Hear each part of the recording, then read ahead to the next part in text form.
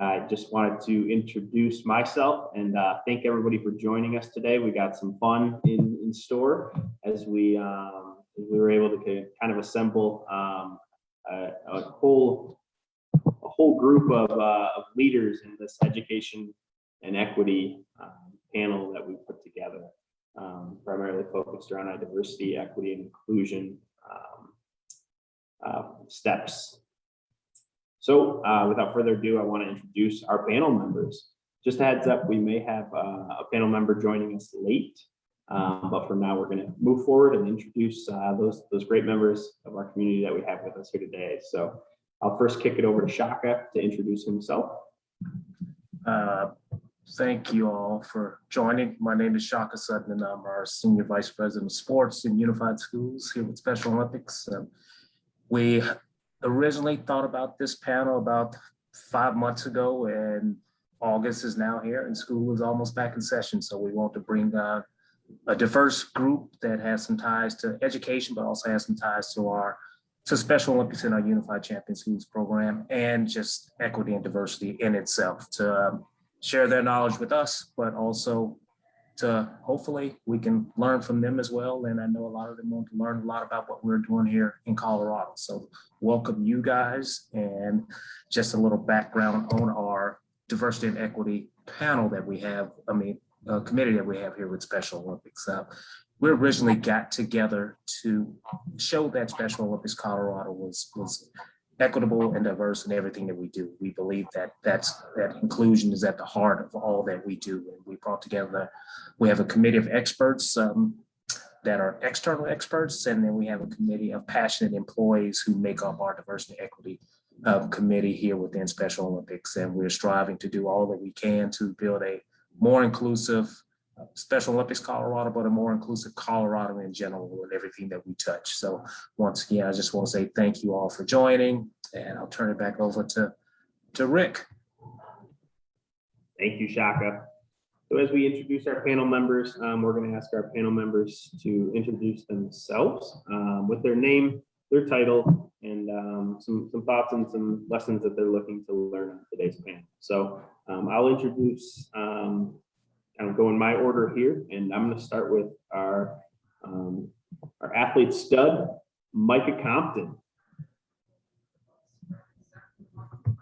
My name is Micah, by the way. I just graduated this past year from Legend High School. I'm excited to attend our Elevate program that we do every year at ECC, Arapahoe Community College. I'm an athlete and also I'm excited to be here together. Excited to get to know you guys more, a little more, and excited to be on YAT this year. Thank you, Micah. Thanks for joining us. Next, I'm going to kick it to Emmy Carlson. Emmy's Micah's unified partner and a stud of a unified partner as well. So I also graduated with Micah this past year from Legend High School, and I'm going to be a freshman this year at University of Northern Colorado. Thanks, Emmy, and welcome. Next, I'm going to kick it to Ray Roberts. Yes, I'm Ray Roberts. I'm the Director of Urban Development for Unified Champion Schools with Special Olympics North America. And so my responsibilities include, helping create strategy for our UCS implementation in our urban and city schools and school communities all around the country. And in a past life, I played in NFL for 10 years. So got used to playing in Mile High a few times. Looking forward to the football season getting started back up with fans in the stands. Love it. Appreciate you joining us, Ray. Next, I'm going to kick it to Dr. Stephen Fusco. Hey, everybody. I'm Stephen Fusco. I am corporate counsel at HopSkipDrive. We arrange transportation for individuals with disabilities, individuals experiencing homelessness, and individuals in the foster care system. And I also have my PhD, and all of my work focuses around individuals with disabilities.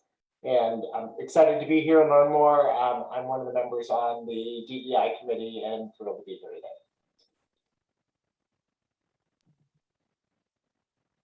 Thank you, Dr. Stephen Fusco. And rounding out our panel, we have Vinne Pokornowski from Denver Public Schools with us today as well.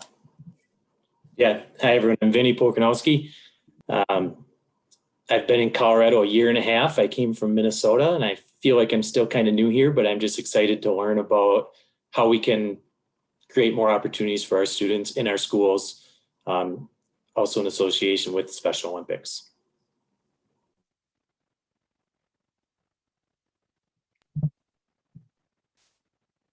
Thanks and welcome, Vinne.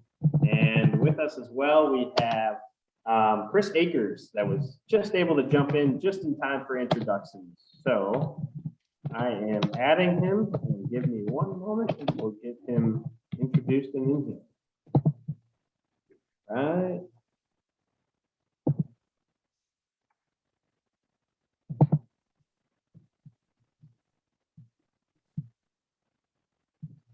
All right, Chris, welcome. How's it going? Good, thanks for joining us. We're just doing introductions. We're starting with name, title, and kind of what you hope to learn from the panel. All right, cool. So my name is Chris Akers. Here with Special Olympics Indiana, but I work with, or I own, I guess, a company called the Akers Group, more affectionately known as TAG. We work with children in schools in and around the city of Indianapolis. And I'm the founder and CEO. That's my title. It's kind of fancy, but that's my title.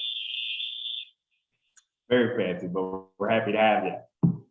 So as we get started, Shaka was able to provide some insight on our direct diversity, equity, and inclusion. And I wanted to provide a little bit insight as to our Unified Champion Schools programs for some attendees out there that might not be as familiar with our Unified Champion Schools program. So Special Olympics Unified Champion Schools is aimed at promoting social inclusion through internationally planned and implemented activities affecting system-wide change. With sports as the foundation, the 3-component and 4-component here in Colorado, models offer a unique combination of effective activities that equip young people with the tools and the training to create sports, classroom, and school climate of acceptance. These are school climates where students with disabilities feel welcome and are routinely included in and feel a part of all activities, opportunities, and functions. It's accomplished by implementing inclusive sports, inclusive leadership opportunities, post-school engagement, and here in Colorado, Healthy Leap. The program is designed to be woven into the fabric of the school, enhancing current efforts and providing rich opportunities that lead to meaningful change in creating a socially inclusive school that supports and engages all learners. What a Unified Champion School looks like can vary greatly from school to school, but based on needs, goals, schedules, and other factors unique to each school, but the building blocks remain the same. With that in mind, we're going to kick things off with our panel. Our first question, we're going to kick it to Micah and Emmy. Micah and Emmy, how has Unified Champion Schools impacted your lives?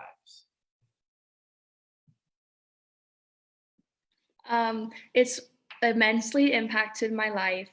I'm very passionate about it, and I used to be a super shy and introverted person, but all the friendships that I've developed throughout unified sports have really taught me it's okay to be myself and to step outside of my comfort zone, and I wouldn't be who I am without it. And I've met so many incredible people, and everyone's so kind, and it's just really changed the environment of our school for the better. All right, for me, Unified Champ. Hey, wait, what was the question again? How has Unified Champion Schools impacted your life? Oh, okay. Unified Champion School impacted my life. Was that getting to know the partners, getting to know the coaches, and the teamwork that we put in our effort in practices. Also, it helped me to step out of my comfort zone because I was a little shy when I first started unified sports at Legend, but coaches told me to to not quit, to be brave.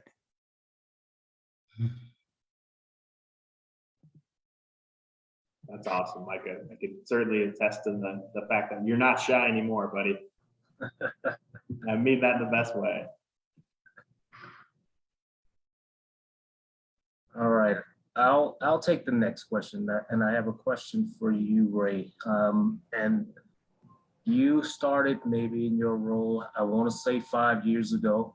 And how have you seen UCS evolve, especially in the urban space, from your time here to where it is now? Yeah, so actually, I think this week will be completion of my 4th year here. So going into the 5th year. But the way I always say it, Shaka, is that there's been like a huge mindset shift. And so like a lot of times when you're trying to create change, if it's just kind of like these kind of adaptive changes, you know, like let's say you're trying to stop people from being on their cell phones in meetings and you tell them they have to turn the phone off, you know, like before in the meetings and things, that's kind of like in a technical adaptive change and not like a real mindset change as to why it's important not to be on your phone. But I think, you know, with the urban space and Special Olympics and our Unified Champion School, it went from, you know, that first group of 9 programs that we had that were focusing on this urban space. There's a lot of conversation around what we cannot do, like what all the barriers were, what the hurdles were, the challenges were, like, you know, all these different kinds of things. But as we have progressed, it went from, the mindset went from what we can't do to that, hey, let's try this thing, to now it's at the point where people are saying, this is what we are going to do. And so that mindset shift is important, because then you don't see, instead of saying challenges and barriers, you see opportunities. And so I think sometimes that mindset shift is a little bit undervalued in how we go about our work. But as the work goes, though, we have more and more programs, more and more people that are interested and excited to go into our urban and city school districts and communities. Right now, we have a new initiative called the Unified Champion City Schools Initiative, and we have 28 programs that are like representing, I think, 30 cities that we're going to focus our efforts, like purposely intentional focus in our Black and Brown communities to bring, you know, diversity to the work that we do and have diversity to the outcomes that we have. And in that effort, part of our UCS's piece of the DEI thing is like we're challenging programs to bring on staff that is reflective of the communities that they're serving. That way we can create like a pipeline of diverse candidates that are coming into the work, understanding the work, knowing that they can have a career in the work, but also helping us gain implementation in those communities. For our team specifically, we have done a lot of just training on our own, just around diversity, equity, and inclusion. We have a group of folks from our UCS team that created like a DE&I affinity group. So they are constantly like reading and educating themselves around all the different issues that are all diversity. And then they try to share some of that out with our greater team when they feel the need to do it. So just in SONA in general, the purposeful, intentional eye that has been turned towards diversity, equity, and inclusion is it's not a box that people are checking anymore. It's actually work that people are signing up to do. And the, you know, I worked in diversity, equity, and inclusion at Microsoft as well. And the one thing I know is that if you don't have attention and money in it, it tends to fade. And so we have dedicated money to it that kind of have prioritized the work. And I think that we're starting to see great progress. I think our programs are embracing the DE&I stuff. They're embracing our urban city initiative that is contributing to that. And so just since I've been here, that is I don't want to say it's a 180, because I don't know exactly what the thought was before now, but it is a new mindset that wasn't present when I first came. And it's one that's super important, because DE&I is not like a destination, and it's not something that is a box you check. It's something that the whole organization has to own. Every single person has to have their reason and their why for why DE&I is important. And I think that is starting to show itself, not only on our UCS team, but just in SONA in general. Thank you. Thank you. Thank you, Ray. Couldn't agree more. And I'm excited to see the trickle down effect from the national level. Our next question, we're gonna hit Vinne and Dr. Stephen Fusco with is in their unique roles. I think they'll have some unique perspective here. What are some differences coming from resource-wise and in general from working in the urban school districts versus suburban school districts? Yeah, I can go. So, sorry, I don't think earlier I even said my title is an adapted PE specialist with Denver Public Schools. So I have kind of seen this in different perspectives here at DPS in a more urban district as compared to back in Minnesota. I was in more of a even suburban or even a rural district. But to kind of go off what Ray was talking about, a lot of it is that mindset of even though there's challenges in different districts, each district faces different challenges. It's not so much about what we can't do, but how can we make it happen? And really accessibility is huge in our different districts. You might get some in some of our more urban districts where an excuse comes up a lot of the funding's already allocated to somewhere else. We don't have the money, that's a big part of it, which is great that we have Special Olympics to help out with that, because I know they're always willing to help out to provide opportunities for these students. So I guess my next spot in there is like, how do we improve that fundraising aspect with Special Olympics, and how can we get more funding for certain districts and certain schools? And I've already been talking with Rick about that and doing stuff with, like with the polar plunge and all that. It's really awesome and cool. But also we have to keep in mind that some of that fundraising stuff can provide some anxiety on some students as well. So how can we get it where all kids can participate and be involved? Maybe it's a team effort for their district, because it is important to raise that funding in order to provide those opportunities. But just how can we make it better, I guess? So the funding is big, but then also resources. With the Unified Champion Schools, there's Unified PE, and Rick has provided some really good resources that we can give to our teachers. So a teacher in a more suburban or rural district might not have as many resources as someone in a big district like DPS or something like that. So talking with Brian Wickeren, one of our adapted PE leaders in the state, he had a great idea saying how maybe if we have a teacher in a smaller district that we could help them to go watch or shadow a teacher in a bigger district that has access to some resources that's doing like a unified PE class.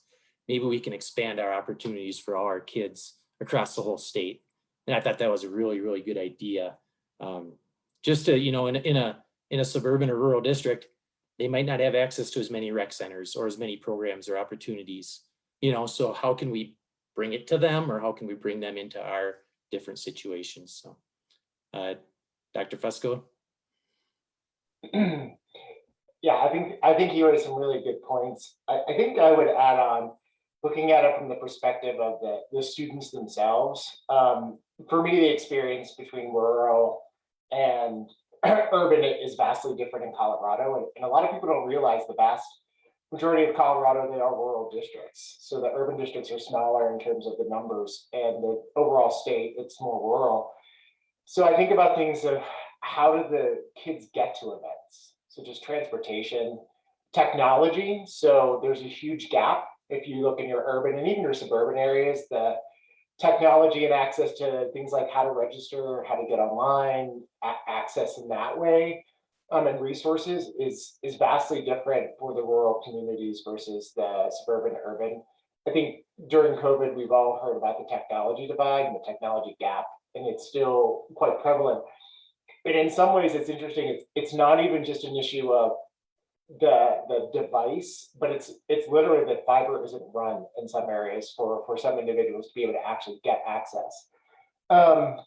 The other thing I would mention is the governance is very different. And so when you work with school districts in urban and rural areas, I have found for myself that experience feels different. I do find that rural communities, the school districts, it tends to be several school districts. So we have in Colorado what are called BOCES. And so several different school districts come together. And which in some ways it's easier for me to work with my rural school districts than it is for my urban. And I worked in DPS as well, but the levels of bureaucracy make it a little more difficult. And then finally, I do think resources is a huge issue. When you look at your rural districts versus your urban districts and the way that school finance funding is laid out, there's some huge inequities in place, and we just need to think through those. There's certainly money available across the state, but I think to Vinny's point, that it looks different in a rural school district, the way they're going to have resources and be able to spend them versus some urban and suburban districts.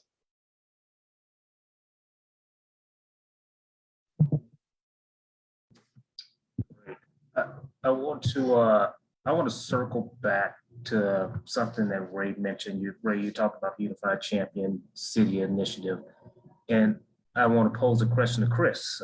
And Chris, your group is probably that I know of, outside of like Boys and Girls Club, one of the first kind of separate private organizations that has partnered with a Special Olympics chapter to help them grow their urban initiatives within their city. Can you talk a little bit about, how does it benefit your organization, but then what is Special Olympics going to get from partnering with you guys? All right, cool. That's a great question. So I want to say that Jeff and his crew here in Indiana, I already had a relationship with them. I've been a volunteer with Special Olympics for 20 plus years, and there's not very many Black folks, to be honest with you, and that volunteer for Special Olympics. And I think only because there wasn't access in the city. I just happened to work at essentially a rehabilitation center that had a relationship, and that's how I learned about Special Olympics in the first place. And then just fell in love with it. The joke is that the CEO here in Indiana can call me, and I just say yes. And then he asked me what does that need to do? I love it that much. And the business that I run works with children in schools. We do camps in the summer, winter, spring, and fall. We work with children with intellectual disabilities, autism, and children without. So we work with children with all abilities already. We already have a relationship with several of the schools. We already have a relationship with several organizations that work with adjudicated youth. That's just a fancy word for boys and girls that are getting out of juvenile or getting out of prison for children. And so we already have those relationships intact. And with Special Olympics knew that because through podcasting and some other things that we do, I've invited Jeff and his crew to join us. So they know we talk to the vice lords, we talk to Growth and Development, which is the Gangster Disciples. We talk with other organizations, street organizations, or what some people call them gangs, but really, as I've gotten to know them, they're street organizations, and they're children trying to find a way. And now we have Special Olympics that's helping those children that don't a lot of times get that opportunity find a way. So I think that's what our organization has brought to Special Olympics Indiana, is that we're gonna kind of shine a light to, I think this word Ray might have wrote this word, but we're gonna bring voice and inclusivity to those children that don't get that opportunity. I read that somewhere in the literature, and I liked it, so I've been repeating it ever since. So if Ray, you wrote that, that's very cool, because I tell everybody that. And I think that what is, like, even where I am now, I'm at a school on the east side of Indianapolis. I'm not in my office. I'm at a school on the east side of Indianapolis where we're at back to school night. So I had to get here early enough. I was telling Shock I had to get here early enough so that when we're done with this call, I can set up my booth for the Akers group and Special Olympics right next to it. And we're going to recruit these families at this school that, don't get me wrong, I love this school, but they're failing. They're at F school, but guess what we're going to do? We're going to start a Special Olympics club for them at several different grade levels to get some inclusion in the township. The township I'm in, for you sports folks, Greg Oden is from this township. So it's Lawrence Township. Eric Montross went to the schools out here, those guys, because we know that in 49 other states it's basketball, but in Indiana, it's life. So, we got a lot of stars that come from here. And so, I think that our organization, having relationships with those already with children organizations that don't really have a voice is what's going to bring us to the forefront. And I can tell you, we've done some things already. We started a TikTok, and I shouldn't probably tell you this, but yeah, I'm actually on there dancing and we you know, what I tell these guys is that my organization brings a little bit of spice to what Special Olympics didn't have, a little bit of seasoning salt is what we say. And the folks at the front, at the main office, have embraced that relationship with us. And so, you know, what you're going to see is you're going to see us engaging children in their voice, in their areas, with people that can speak to them. You know, yeah, I was cool at one point, but now I'm 50, you know, and I'm not as cool as I used to be. But I have some guys that I've worked with over the years that say, I'll be your voice to these children. And so now with that connection, we're able to talk to the children of all ages in all these different corners of the city. And if you guys ever see Indianapolis, we're one of those cities that's struggling with violence and crime and lots of underserved areas. And guess what? Special Olympics Indiana has decided to join with the police force and the clergy of Indianapolis, the city of Indianapolis, to try to help curb some of this violence and all the intentionally rotten things that are happening in, you know, close to our home. So it's a real exciting opportunity for us, you know, to be a private organization that happened to have a relationship with the folks from Special Olympics. And now we're working. Oh man, sorry, technology doesn't know the best way. Sorry about that. But and you know, now we have the great opportunity to work right with this very special organization to bring opportunities for all the students. Hey, Shaka, can I just add a little something to that? As Chris was talking, he must have said the word relationship like 50 times. And that's one thing that when you're working in the city schools, that you can, if you're not aware of how important that piece of it is, you can lose before you start. And so that's why it was important to us with this initiative to have to employ folks that had those relationships already built, so that so that we can get to the work, because we are vetted by the fact that we're have a relationship with someone like Chris, you know, and so those relationships are huge, because a lot of city schools and communities have been, you know, burned by the system or systems or initiatives, and they get stuck with all this research and stuff, and everything just sitting on the front step, and they're like, okay, what do we do with it now? Or the money runs out or whatever. And so there's like a sort of a PTSD kind of a thing that goes on with that. But having like been able to engage folks that have these established relationships, and then have them introduce us to the schools and the program and the communities, educating the families of who we are and what we do and how we do it. Those relationships become vital to how we're able to come into communities and schools and implement our work in the city. Yeah, for sure. I can tell you some of the fairs that we've already been to. The parents will say, "Oh, that's what y'all do," and, you know, because they never heard it before. But when it's, I guess I don't know if it sounds different, you know, when I say it or what, but then they seem to understand, which I appreciate. And you know, I don't. A lot of times, I don't think I don't have the best voice in the world, but you know, it is kind of a very white. You know, mixed with a little of the Southern soul singers, and so when I have that message with the Special Olympics message, with my face and my delivery, it makes it easier for folks to understand, and then they want to, at that point, they want to join and come on in because they want to know more about it. Oh, that's fantastic. Well, we're definitely trying to learn and repeat that here in Colorado by reaching out to a lot of the community members here in the Denver metro, greater Denver metro area, and a lot of our rural programming also, just to build those relationships and come at it from a different angle. And that's you know, hopefully it's going to work for us, and we're pushing the envelope. So we're excited and glad to hear that, you know, that we can accomplish it from seeing that what you guys have done. Outstanding. And by the way, we are throwing out a TikTok challenge. I will send Shaka, I'll send you and Ray the music, and I'll show you guys a dance, because I want to see a video from all the different states on the Ponderosa that we created. I'll send it to you later on today. All right. I gotta see that too. Awesome. Thank you, Chris. Appreciate it.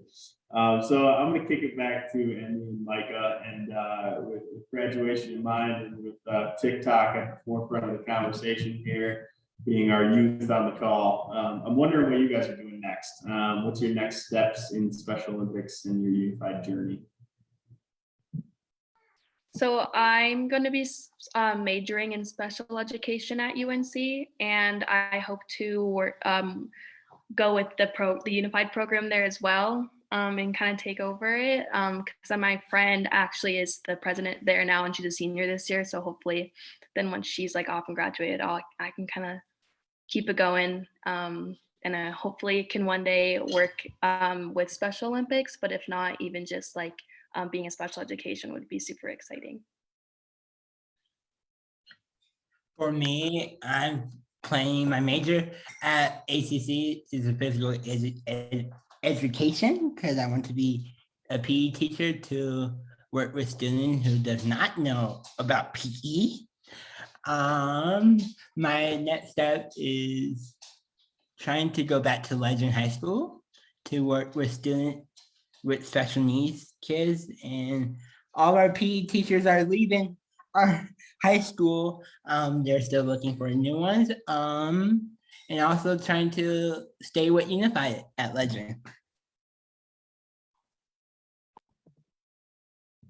That's awesome. I love it. Had to have been a great experience if you both want so much to do with those plans in the future. So next up, I want to kick it back to Vinne and chat a little bit about Special Olympics has it lacked in diversity amongst our participants, our volunteerism, coach levels, really all aspects of involvement. And I just wonder what strategies are there within the education sector that may translate over to Special Olympics so that we can utilize or improve our diversity efforts? Yeah, so first of all, I'm going to say one thing that Special Olympics has done very well, and that's going back to that unified physical education and unified sports, both in general. Bringing students with and without disabilities together to really to build those relationships is awesome. That's just great. So that part of it has been great. Really trying to include all students. When we think about our partners and our classmates, we can get students. Even if a student has like a physical disability, they're still involved in those classes. They could maybe be a partner, they could, there may be a classmate, however it works, but we're really able to reach all of them, students with intellectual disabilities. I know Chris had talked about students with autism before in his program, students with social emotional disorders, just different things. We're able to get really focusing on all those students.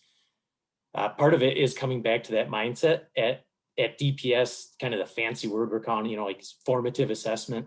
But basically, we're trying to get teachers to shift that mindset back to like student-centered. What do the students really need? When we're assessing students, it's daily trying to see where they're at, what they need to experience success. They might experience failure a little bit as well, and that's okay in certain situations as long as they learn from it and grow from it. But really trying to change that mindset and make it more student-centered. With adapted PE, there's a lot of good adapted PE teachers in this state of Colorado that I'm seeing and meeting, and that's what they do every day. They're individually basing their work, and that really is a lot about diversity, is figuring out what the unique needs are of those students, and then how do we meet those needs. So that's a big thing that we're focusing on.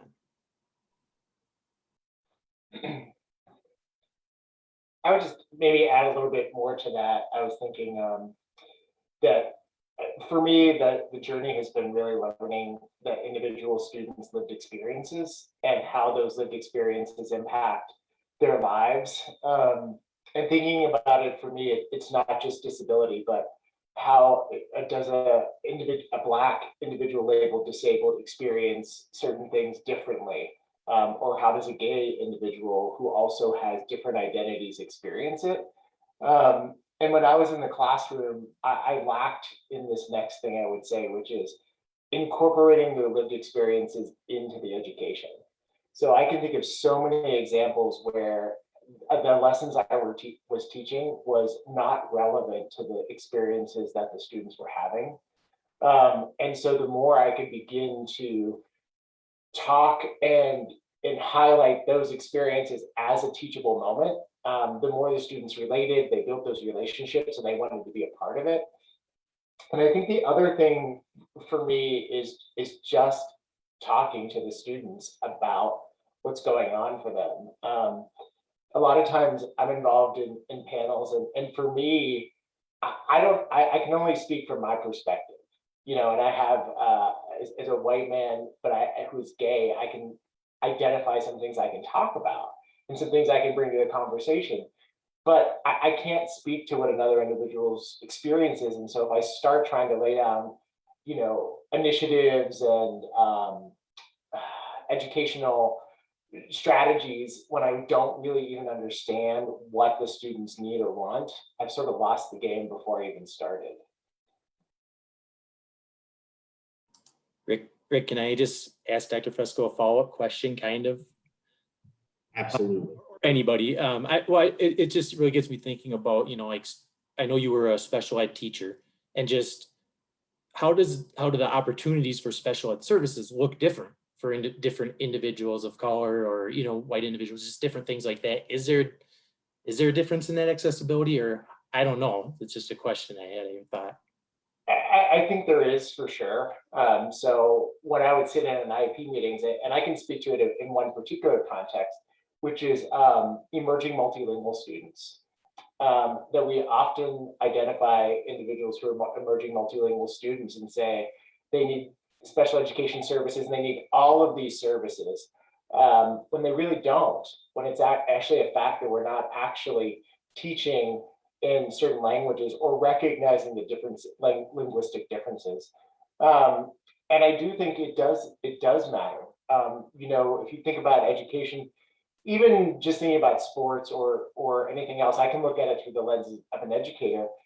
If I don't understand where the student's needs are coming from, anything I put in an IEP or anything I do to help the student educationally or any of the educational programming, even for students who don't have IEPs, it's meaningless because I really haven't thought about where's that need coming from? Is it related to a knowledge-based issue? Is it related to something in the community? So I can think of a lot of instances where the community didn't have the resources, therefore the student didn't have access to the things they needed to be successful in schools, right? But if I just plug in some programming for them and don't think of the fact that there's no resources to support it, I haven't really done much to actually help that student.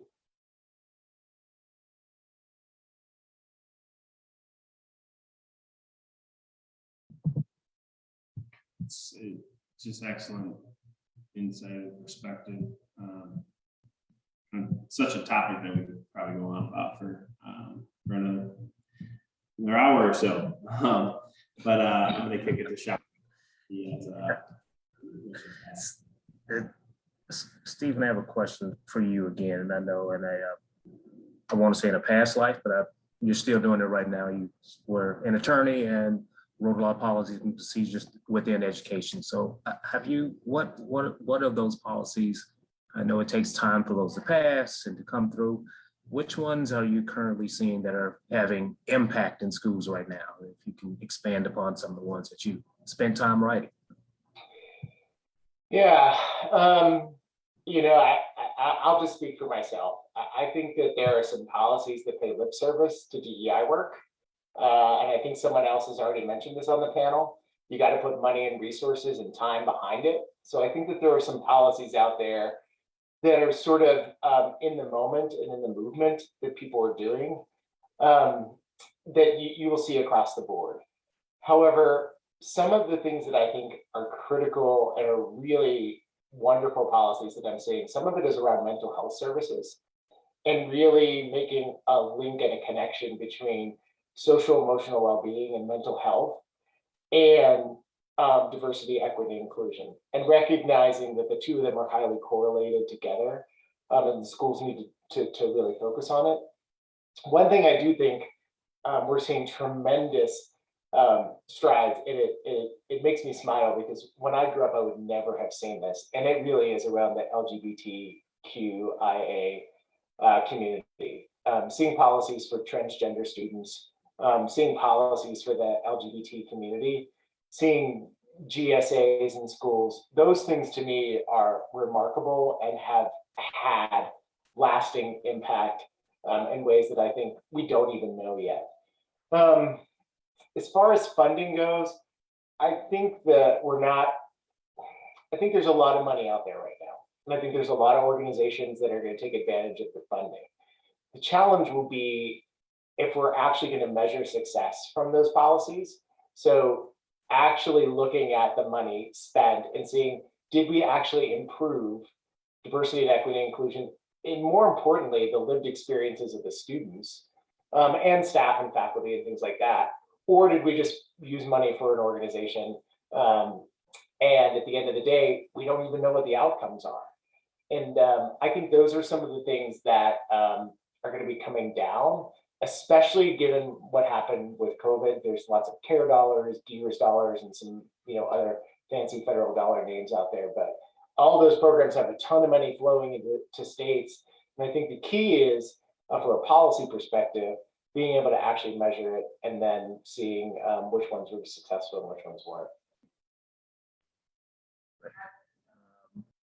I have a sports question that I want to ask you guys. So, and I want to get Ray and Chris your opinion. And Ray, I know you've worked in professional sports for what seems like probably ever for you, and your work you do right now, and your podcast and work you do with Seahawks. And Chris, I know just by following you, you're a huge baseball guy, and just seeing the difference in baseball from when I played and to now. There's seems to be a lack of color in baseball. When I grew up, my whole neighborhood played baseball, and if you didn't, you did. You were forced to by your parents. So, but now seeing the turn of that, and I kind of want to get some perspectives on you guys from some of the changes you've seen recently in the efforts to push and have DEI in sports, and some of the changes that have been made by some of the recent shifts in DEI and thought process within sports to get more people of color in different positions, equal pay for women, LGBTQ rights in sports, and some of the things around those. If you guys have an opinion on that or any thoughts about how that has shifted over the, just say the past 10 or 15 years. Yeah, well, first I wanted to say something that Dr. Stephen said around perspectives. And I think when we were talking about the what has some of the changes in UCS and then Special Olympics, I think the change to the athlete voice and like really having them kind of set the needle to the place that we're headed, and then we are responding and trying to find resources and programs to support it. Whereas before it felt like we were creating programs that we thought they think and we were guessing that they needed. And so now it seems there's a greater attention on some of our athlete ambassadors and youth ambassadors to sharing their stories, sharing, they are part of the process versus just being beneficiaries of the process. They are part of the process. So then we get to hear from them, hear their voices, their ideas, what works, what doesn't work, what needs to happen, what doesn't need to happen, those types of things. That's a shift for Special Olympics, I know for sure. As it relates to sports and DE&I, it's also important to have diversity of thought. Like a lot of times we think of just like diversity as in like people, like the physical, what they look like or what have you, lifestyle, whatever. But we don't think about the diversity of thought. And sometimes that happens, when you have people coming from, a different subgroup, if you want to call it that, or different industries and things. And so I think with especially in the NFL, you've seen a lot of transformation from who the people are that are actually getting the jobs, even just the industries they're coming from. And then you put on top of that, this greater focus towards, you have a league that is, 75 or so percent people of color, and having the front office and coaching staff and stuff like that reflect that. A lot of teams have done a better job at trying to navigate that whole hiring process. Still a long ways to go. There's still this idea sometimes when people just get appointed a job without going through the process, and you have assistant coaches that have been at it for 20 or 30 years trying to build a resume, and they hire, a guy out of the press box to come do the work who hasn't done the work. So those types of things are still present. But to to the benefit of some team, to the acknowledgement of some teams like the Tampa Bay Buccaneers, Bruce Arians has always been at the front of that effort. So he has like 2 women on his staff, and they're not just like support staff people. One is a assistant strength coach. The other one is the assistant defensive line coach. And then all of his three top assistant coaching positions are all men of color. So they're offensive coordinator, defensive coordinator, special teams coordinator. And there's other teams that are taking, picking up that mantle and doing it. I think there were 6 female coaches in the NFL playoffs this year. In the NBA, you see there's like, I think there's like 14 or 15 female coaches now. So this idea that women can't coach men and men won't listen to them, they're just dispelling a lot of those mindsets and things and changing those mindsets by doing that. There's still a long ways to go. And there's times where, like this, where it's not going according to plan and it pops up and people are more readily to call it out now than before. The athlete voice has gotten more powerful. And so then that has also had an impact on the leagues and how they approach this diversity, equity, inclusion space. I think the fact that there's been so much focus on social justice that then it forces also the locker rooms to kind of look at how they run the locker room. So you have guys that are feeling more comfortable coming out and saying if they're gay or bisexual or what have you, and then being accepted and supported by their peers and the locker room, where I can tell you, when I played, that would have never happened. It would have been a really difficult thing to do. But the mindsets have changed. People have grown. The times have changed.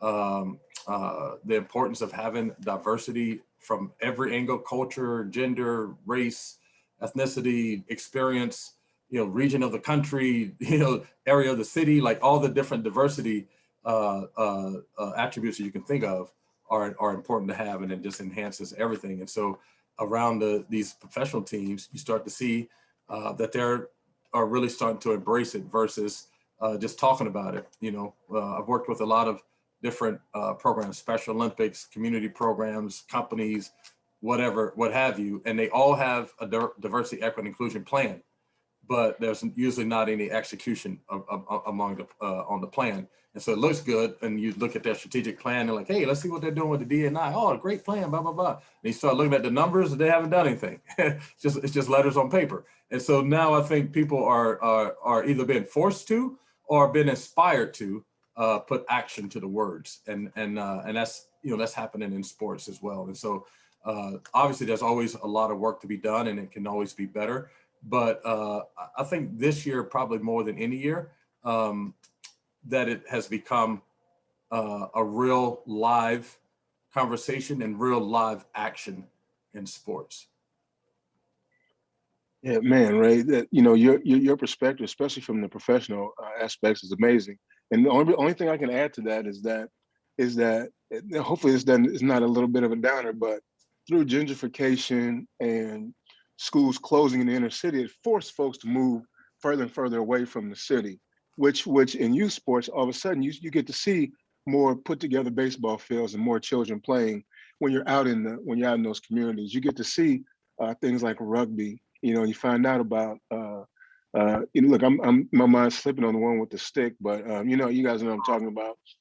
Lacrosse, yeah. And so what happens is, as you start to get moved out of the city, you get to be in these suburban areas where you get to just see more, and then you start to try it. So yeah, so my son grew up playing football, baseball, and basketball. Those are kind of the things, and then he gravitated towards baseball because his mom was nervous about concussions, and I don't have concussions or anything like that. And we started, back in my day, it was like hit the guy in the middle. It wasn't all this, getting tested and all that. But what has happened is, I think that as the cities closed up for Black and brown folks, we started to see more baseball, more soccer, things like that. And now, also speaking of soccer, as you meet more folks, more folks of Latino ilk, Mexican, Spanish, Portuguese, and that kind of thing, then those folks play a lot of baseball where they come from. Their home is where they come from. They play a lot of soccer, and now those sports are getting infused into the city, and folks that are already live in the city are the ones that move out are trying it. And guess what? if you're athletic and you can run a little bit, you can probably play a little bit of soccer. You're not going to be really good at it, but you can play it. I see that a lot of ex-football players, especially when they're young or they don't play any other sport, they'll tend to play rugby in schools. And next thing you know, that rugby team is really good. And that the rugby team has some diversity on it because it has some linebackers and some offensive and defensive linemen that have a little bit of speed now that are blowing people out of water. And they're like, oh, this is a whole different thing. So if you think about schools here in Indianapolis, and I'm sure this is happening in Colorado or Washington or Virginia or wherever, what you're going to see is you're going to see these athletes that, one, if you're a really good coach, you're going to push your player to play a couple different sports. You know, there was a few years where youth were kind of baited into focusing on one sport and training all year. Well, that creates more injuries when you do that. If you have some diversity in your training, especially when you're young, then your body can manage several different sports. So, you know, so if you're a baseball player and you play football, like my youngest boy right now, he's really good at both of them. You know, he's a big old first baseman, hits home runs, and he's a defensive end. So when you see that kind of mentality, it's like, oh, okay, I understand now. But could he play rugby? Yeah, he'd probably be a really good rugby player. That's just not something that we were into. But you're seeing more as we talk about diversity, inclusion, diversity, equity, and inclusion. Now you're starting to see that in opportunities. And I think one of the other questions was about women getting equal pay. We talk about that a lot in some of our circles. And I think part of it is that women do deserve equal pay, but we have to get the revenue. So it's going to take folks to get out there and support sports like the WNBA and things like that. They don't have very much of a crowd. So, you know, they're not going to make the same amount of money as LeBron James or whoever, because they don't sell enough merchandise. They don't make the folks that are running the organizations enough money to pay them the same. So if we get out and we support them the same, I think they would make the same. And in youth sports, if we give these children the opportunity to have different opportunities, different chances to play different sports, I think we'll see more inclusion and opportunities for children to do better. I mean, you think about it years ago, you think Jim Brown was a great football player, and he also played not rugby, but how come I can't think of the name of that with the stick again? There you go. Lacrosse. Yeah. Lacrosse. This slips my mind every single time. You know why? Because I'm from the inner city of Indianapolis. We didn't have lacrosse. We didn't do that. So I can't, it slips my mind. But yeah, you see that he was about the only one that played until now. You start to see more and more folks, you know, with that influence. So I think as we go, as the city folks start to migrate back towards the city, some of those sports are going to come back to the city. Some of the folks never left. So, you know, I think you're going to see more Black and brown folks playing these different sports, or you get guys like me that'll tell their children, you know, man, play baseball. If you get good at it, you can play longer. You get less injuries, you know, that kind of thing. So it's got folks that are trying different things now. And with the advent, with video games, they're playing FIFA and Madden and the show and all that kind of stuff. So these children are starting to play these games and they go, man, I think I can do that. I can play that. And if you get them outside, they find out they can play a little bit of soccer, or they can play a little bit of baseball, or, you know, we all think we can play football at one point in our lives. And I think that just the amount of media that we get, the amount of attention, ESPN shows you cricket. Like, you know, I almost know the rules of cricket, and I've never been to a match, but every day there's like a superstar play on ESPN. I'm like, oh man, let me watch that. I'm a fan of the All Blacks, you know, which is a rugby team in New Zealand. They play in the United States one time a year, but I'm a fan. Why? Because I see them on television. I think the hockey dance is cool. And I think that our children see those kind of things and they want to get involved in those type of sports. So I think, you know, if we're looking for that, I think the media, video games and all those kind of things, and gentrification has caused Black and brown people to be exposed to other forms of sports and opportunities. I would say one other thing too, Shock, is that the money moves people's mindset as well. Like, so athletes nowadays make so much money that they're for themselves and for other people, that their influence is different. And so then when they started to acknowledge their own power in that and exercising their voice in that, they can see how they can impact change that way. And so for some people it's uncomfortable because they just want you to shut up and play basketball, or shut up and, you know, throw the football or whatever. But you have a tremendous platform And I think the players nowadays are realizing, like Jim Brown and Muhammad Ali and Kareem Abdul-Jabbar and those guys did back in the day, they're starting to realizing the impact that they have, their voice has on a lot of different industries and how they can kind of impact change that way.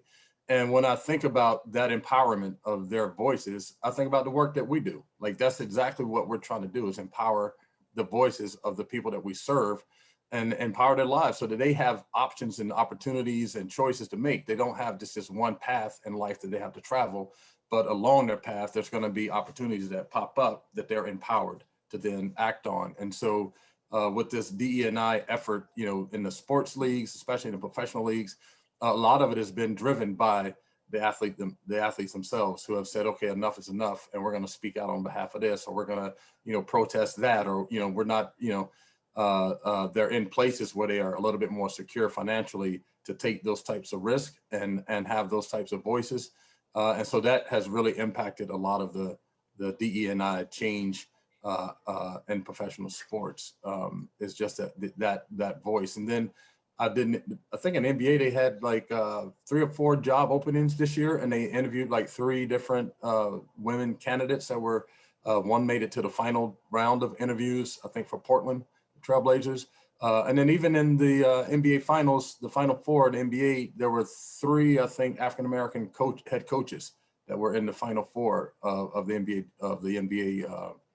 playoffs. So that there's been opportunity for people to express their voices, and then also opportunities for people to show and prove like that. Hey, like, I'm not just the voice that's yelling for the opportunity, but I'm going to get to the opportunity and succeed, and do well by the opportunity.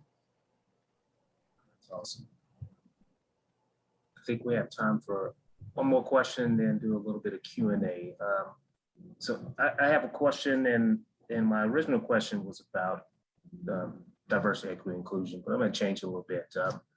What advice do you guys have for us and anybody who's on this call, how they can simply be an advocate for their community or their school that they're involved as they move forward? Any type of advice. I'm going to take the diversity, equity out of that, and just tell me, what advice do you have that we can be better advocates in our local schools and our communities that surround us? I will start with Dr. Fusco, because you're in the upper left hand of my screen. So. Oh, thank you. I really believe this. I think, I hope everybody unapologetically believes that their voice matters. So for me, I often talk to people who say like, well, I can't do that, or I'm afraid to do that, or I don't want to do that. And I think for me, I hope people realize that their voice does matter. And then the second thing, which has been important for me, is to really spend the time doing the work on Stephen, because if I'm going to do this work and I'm going to serve my communities and I'm going to serve schools and I'm going to be doing this work, I need to make sure that I'm walking the walk and talking the talk, and making sure that I'm doing the work that I need to do, and apologizing when I make my mistakes, and owning up to my part. So I think that's the second thing I would say, that as people do this work, that helps you become a better advocate. The more I do that, I become a better advocate in the space. Vinny, you're up. Yeah, so I think mine is kind of more geared towards maybe teachers that are watching, but it could transfer to sports coaches or Special Olympic leaders as well. But it's 2 things we've heard a lot today. The first one is relationships. Really build those relationships with your students. You might learn something new about them. And then the second thing is just giving, kind of related, but giving the students some input. So in your curriculum, things that you're doing, rather than just doing what you want to do, give the students some input. It might be an opportunity for you to learn something new as well, and kind of be re-energized, teaching them something that you're just learning about too. So those are the kind of 2 big things I have. Don't be afraid to try something new and build those relationships. Micah, I have the questions for you now. Tell me, what can we do to just be better? How can we better help our schools and our communities? I would say for our school and us, never gives up, never gives up. Awesome. Thank you so much. Emmy, on to you.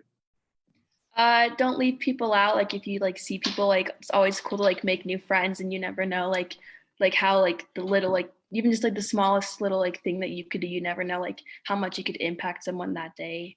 So just little things like that. All right. Chris, down to you now. You know, I think it's a combination of what several of the folks on the panel already said. I think of an acronym called the right way.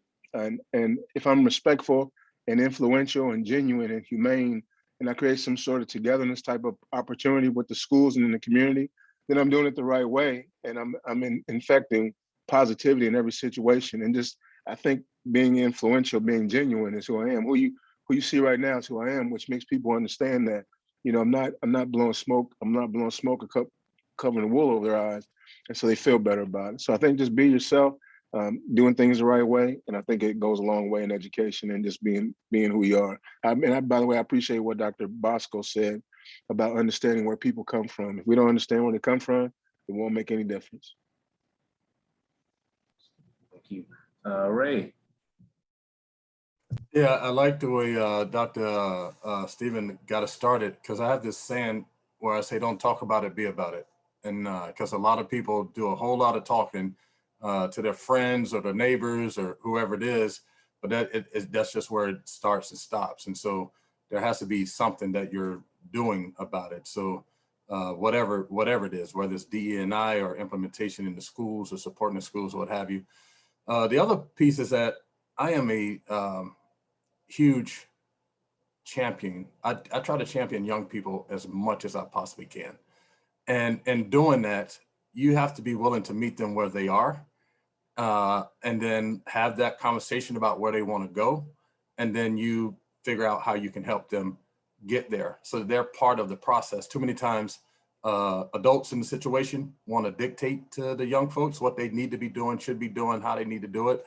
And with the access to information and technology and all the things that young people have today, the whole, well, you know, do it because I'm 40 and you're not, or I'm dad and you're not dad. That argument doesn't work anymore because they just have too much access to the information that they need to know just as much about a situation as you do. And so really finding a way to empower young people, get behind them, celebrate them, know that they're going to have struggles and ups and downs and make mistakes. They're young people and do that. And then the other part of that is this idea around labeling, whether it's Generation X or Centennials or Millennials or this or that.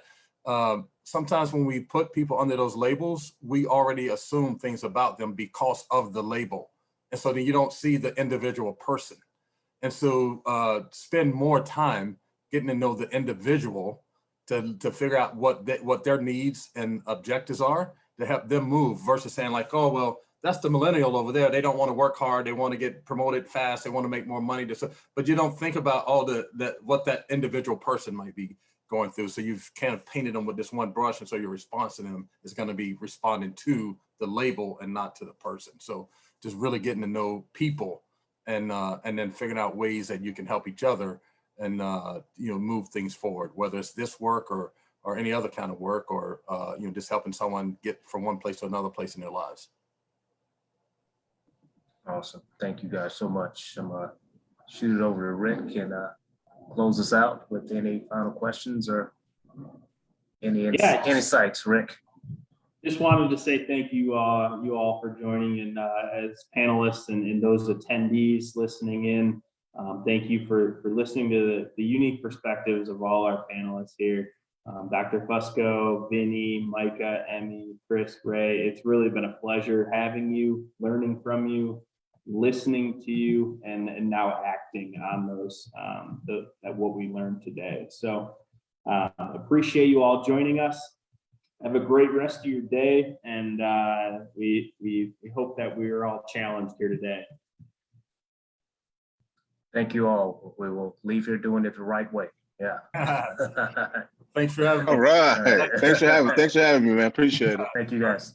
Peace out.